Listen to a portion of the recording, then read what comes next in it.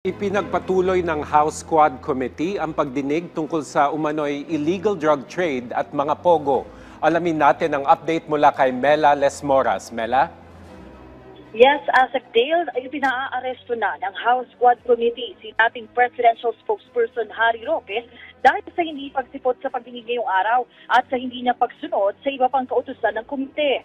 Sa ikalamang pagdinig ng Quadco, muli kasi pinatawag ng mga kongresista si Roque at pinagsusumili siya ng tax records at iba pang dokumento na kinakailangan sana sa investigasyon.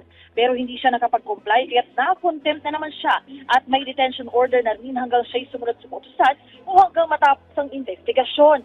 Asek dahil sa mga puntong ito, nagpapatuloy ang Quadcom hearing at isa naman sa mga humarap dito, si dating CIDG Officer Rina Garma na idinadawit sa pagpatay noong 2016 sa tatlong Chinese drug trafficking project sa Davao Prison and Penal Farm.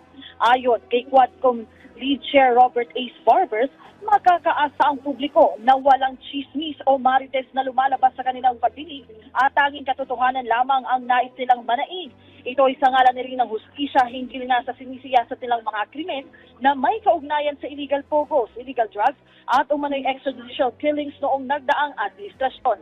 Asek Dale? Maraming salamat, Mela Lesmoras.